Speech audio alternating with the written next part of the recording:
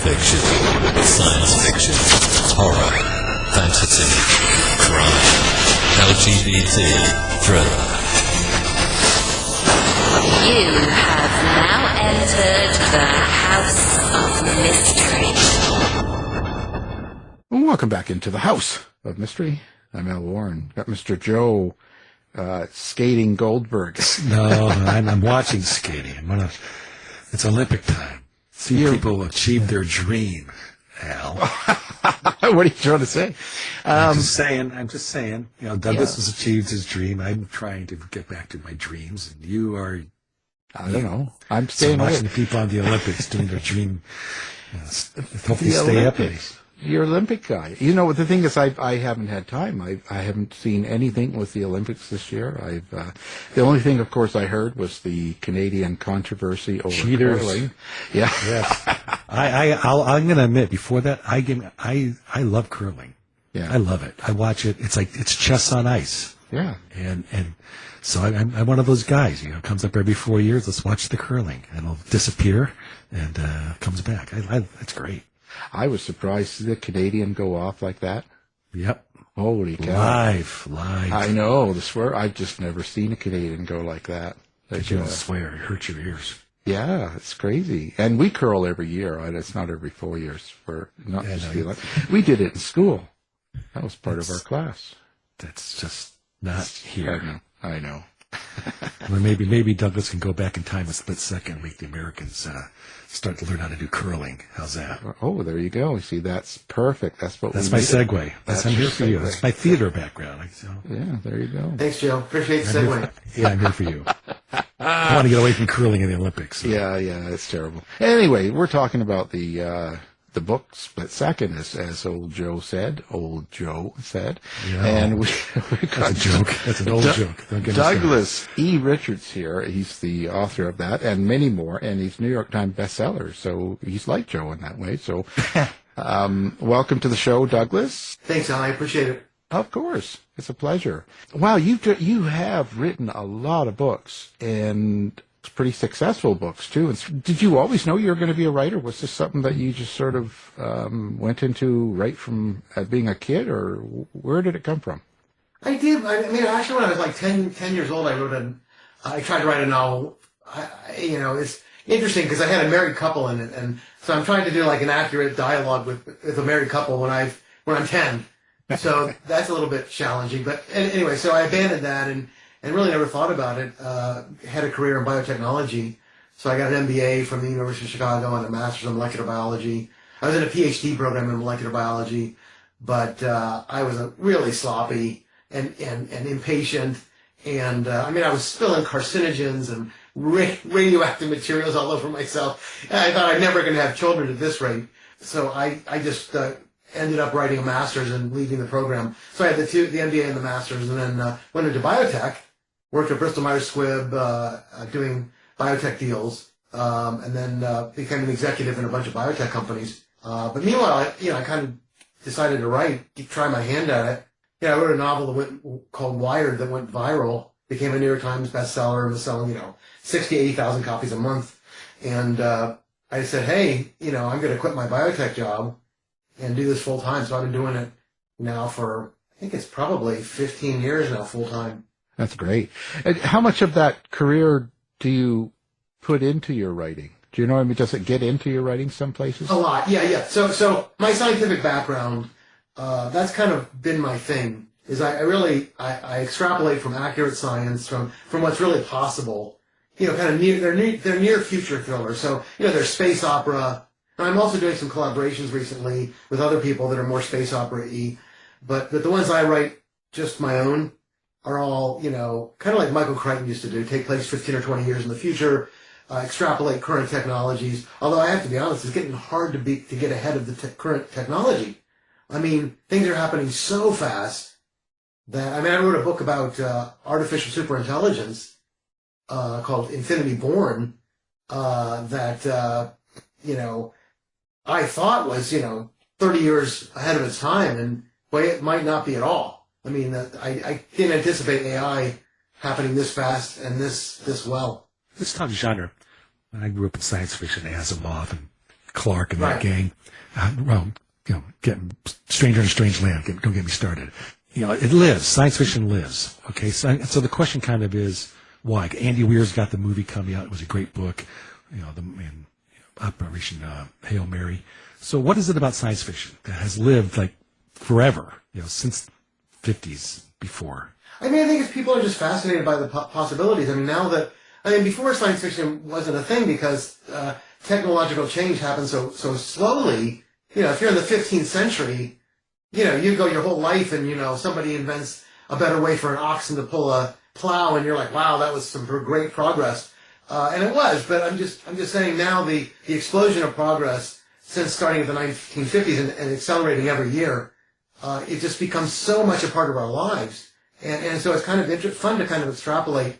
And also as kind of a warning, like, the Terminator movies, kind of out there as a warning that we have to be a little bit careful of this stuff. 1984 and all those kind of novels. But also kind of the optimistic ones, the kind of the Star Trekian ones, where, it's very optimistic about the future and technology's, contribution to that future. And it also, you get to put humans in weird situations. And humans like doing kind of impossible stuff. That's why superhero movies are so popular. Because, people can dream about being able to fly and, shoot lasers out of their eyes and all that other stuff. So, and so I ground mine in real science. So I think my readers really like that because I have notes at the end of my novel, about 20 or 30 pages of what's real and what isn't. And I go through kind of every element of the novel. And a lot of fans really love that stuff because it really, their mind is blown and they go, wow, this is really possible. And it's coming fast. Yeah, and some of the themes, H.G. Wells, Time Machine, right? Some of those things that have lived through time, and you have a time book, right? Humans wonder at these things constantly. Well, it's interesting you mentioned that. My goal, so I had written a bunch of books that were pretty successful, made the New York Times and all that stuff. And I love time travel, but I thought, is there a way that I can invent a time travel novel that's totally unique? Of all the thousands of novels over the decades and all the movies and all the TV shows, time travel has been, romantic time travel novels and, dystopian time travel, just never-ending time travel novels. Could I come up with something truly unique? And I spent months. I got books of every time travel short story known to mankind. 800-page volumes, one after the other. I read them. And I did research on the science of time travel, and I racked my brain, and finally I succeeded. And so, this is a novel that it's the most unique time travel novel in 50 years, in my view. And I think that's why people really enjoyed it, because it really had a very unique twist on time travel. What makes it unique? Yeah, if you want me to, I can elaborate a little bit on that, or not. And make sure you tell us the end too. So that's what we always do. Yeah, no spoilers. Yeah, we like that.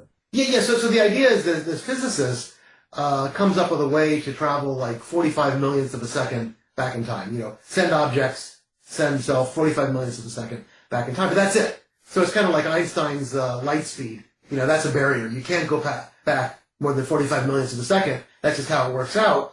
And his fiance comes home and he's going to tell her about this discovery, and suddenly all hell breaks loose. Everybody's trying to kill him. Everybody's trying to kill her. They end up killing him, and she's on the run, and she has no idea why. And then she discovers that he made this discovery, and so kind of the tagline of the novel is, what use is going back 45 millionths of a second? It's less than the blink of an eye. So typically in time travel, you go back in time and you change events. You buy a lottery ticket. So there's so many things you can do if you could go back in time. But if you can, you can't do a stock trade or buy a lottery ticket in 45 millionths of a second.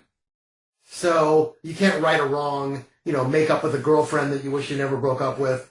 So what use is it? So that's kind of the central mystery of the novel, when she realizes that this is what he came up with, and all these people are trying to kill her, and get this information about how to do it. And so the mystery is, well, why is this important?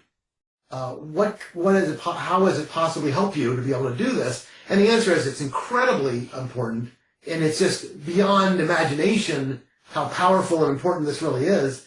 But that's the reveal. That's kind of that doesn't come out till later, and I really hesitate to say it now. what the real answer is. And then, there's secondary mysteries as to, like, who are the good guys, who are the bad guys. There's, very powerful factions vying for this. And, figure out who the players are, why it's important, why they want it, and,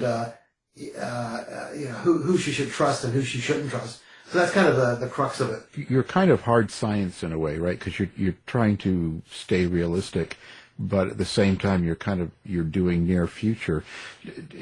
Where do you draw the line of how much fantasy you can kind of move into there? Like, do you know what I mean? Like, do you find it hard deciding what you'll include and what you won't?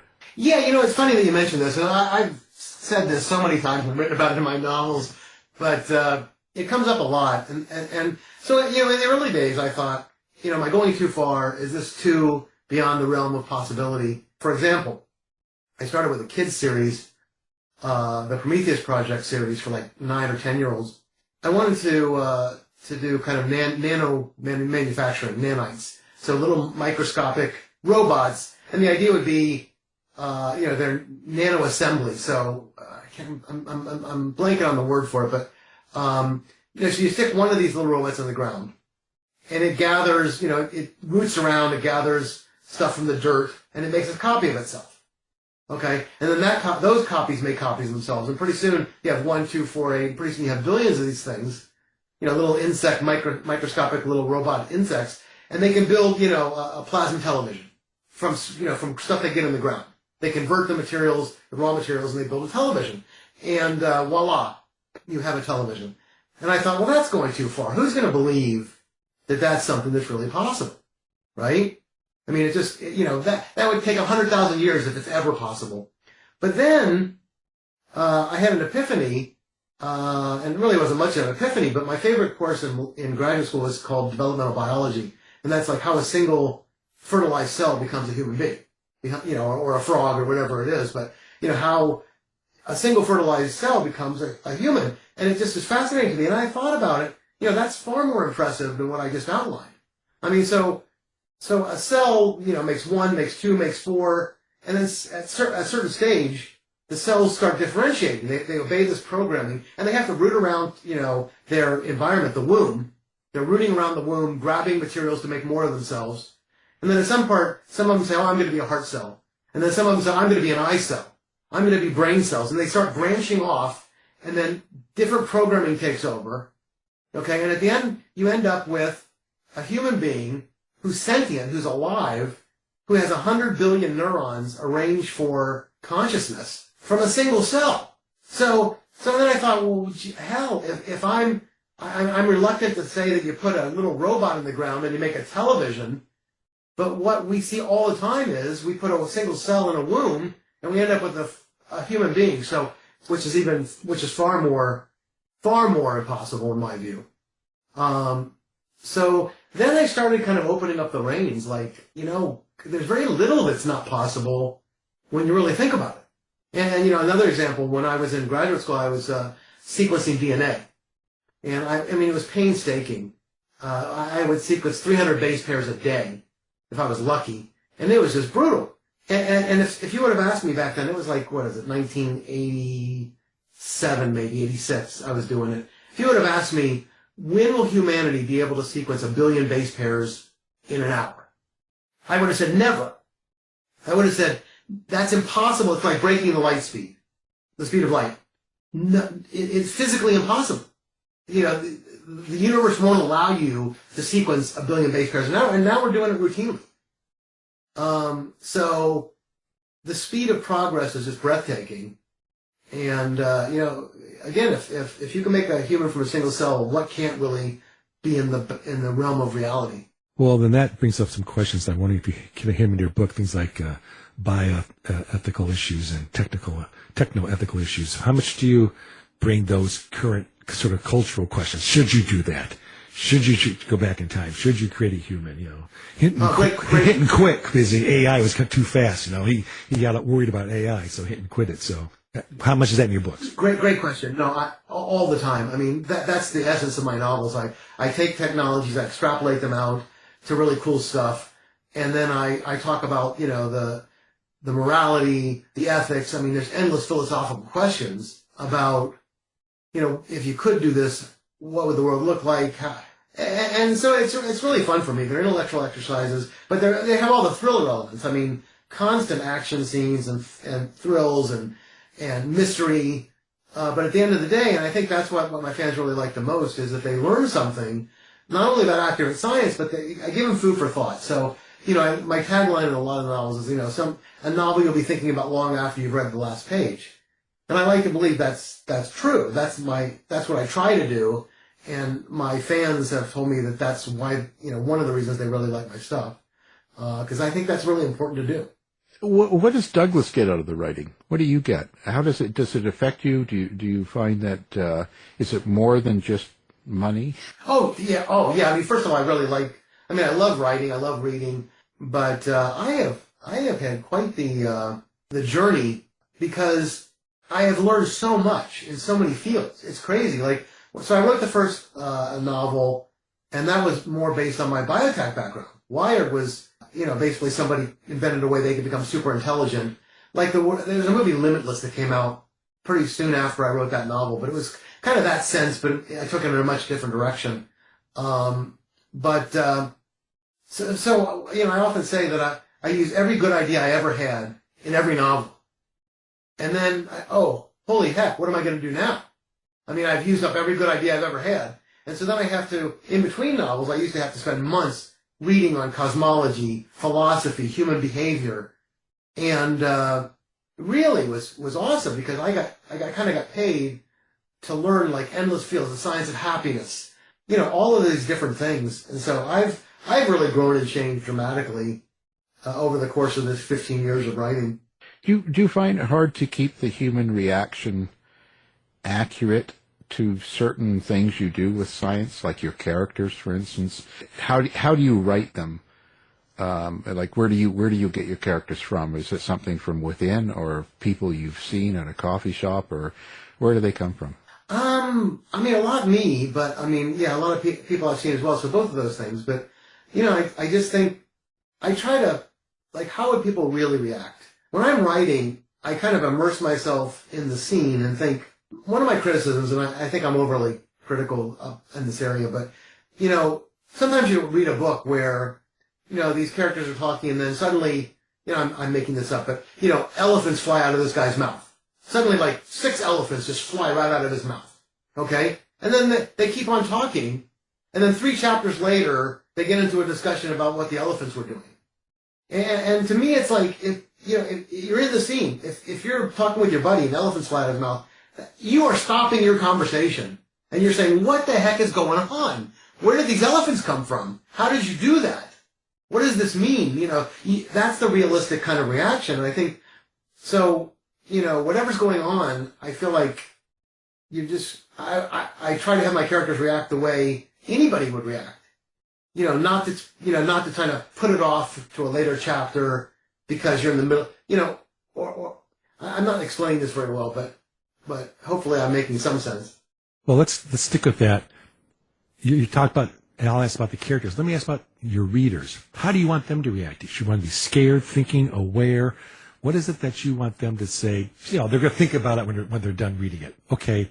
Is there anything else? Do you want them to take action or just talk about it? What is it you want your readers to feel when they're done reading your book? Well, I want them to, I'm very optimistic, so I don't write dystopia. Apocalyptic kind of stuff. I like the good guys to end up winning in the end. They're usually pitted against, they're super smart. So the villains are always super smart. It's like Moriarty versus Sherlock Holmes. It's never like the villain's just kind of dumb. So, and they always have to outwit them, not just outgun them. So my heroes outwit, so the villains are super smart, but the heroes are even smarter and more capable, and they outwit, to win in the end. But I want it to be upbeat. I want the good guys to win. At the end, there's some losses along the way potentially, but it's optimistic about the future. And I also want to talk about technology and all the endless possibilities, and have them really have their minds blown about the possibilities of some of this stuff. And also the ethical dilemmas, what would they do in that situation ethically, that kind of thing. So, I want to be excited and have their minds blown, basically. your main character, Nathan Wexler, I believe, in this series of 2. Where does that person come from? Is that you in a way? I have to admit that a lot of the main characters are kind of how I would react to things, kind of have my sensibilities about certain things. But again, I try to be, look at every facet of a dilemma, from every single angle. And, I never rest until, I think I've got a really good ending and I've really kind of nailed it. And, usually a surprise ending that's got a good twist. And I'll stop. I never know how the novel's going to end until I'm at least 60% of the way through it. It's terrifying because, I always figure out like an ending that I love, but sometimes I have to stop writing for 6 weeks and stare at the wall. I'll be lying on the couch, with my eyes closed. My wife walks in. Hey, are you sleeping or are you plotting? No, I'm plotting. Yeah, because so, and I won't continue until I'm absolutely super satisfied with what the ending will be. So now, what's going on with the book? This is you've got a hard copy coming out with Split Second. Are you going to do the same with Time Frame? Yes, exactly. So both that and the sequel are coming out. So the hard copy is coming out on April 14th. So wherever readers get books, Barnes & Noble and other bookstores, it'll be there. It's a really nice edition, hardcover. This was my most successful novel ever. Probably because it was a unique angle on time travel and people wanted to see what that was all about and, answer the question, what good is traveling 45 millionths of a second back in time? How does that help you? And I think they liked the answer and, recommended it to their friends. So hopefully, people will embrace this really nice edition, hardcover edition. Wow. And Time Frame, the second book, is that you're doing the same thing and that'll come out later in the year then, the hard copy? Yeah, that's a continuation. Yeah, it's a sequel, a direct sequel to it. So I'm pretty excited about these novels. Hopefully a lot of readers will want to give it a try. And will enjoy it. All right. Now, so let's talk about, do you have a website? Do you have social media? How do people find you? Yeah, so I'm at DouglasERichards.com is my website. And then my Facebook is Douglas E. Richards Author. And I love people to email me, so I always answer when a fan emails me every single time. So, and I publish my email address, on every Amazon page. If you look at my author bio, it'll say, I love hearing from readers, so email me. So it's DouglasERichards1@gmail.com, DouglasERichards1@gmail.com. Yeah, I'm not much of a social media guy. I do Facebook, TikTok, Instagram, and X. I kind of got I put up an account, but I don't really use it much. I'm an old guy. Yeah. And it's just, I guess enough said. I don't get it. I don't get any of it. I write about the future, but I'm stuck in the past. There you go. It says it all, right? Yeah. Well, I mean, it's how it goes. Things keep coming along. Change is something that happens every day. Yeah. Yeah. It's interesting. Well, now, of course, we'll put all of that up on our website along with your book. And what can we say? It's always a pleasure talking. And the book, everyone, remember, pick it up. Split Second. And we're talking to Douglas E. Richards. So thank you for being here. Hey, thanks, Alan. Thanks, Joe. I really appreciate it. Some really good questions. This has been a production of the House of Mystery Radio Show. To find out more about our show, guests, or hosts, go to our website at houseofmysteryradio.com.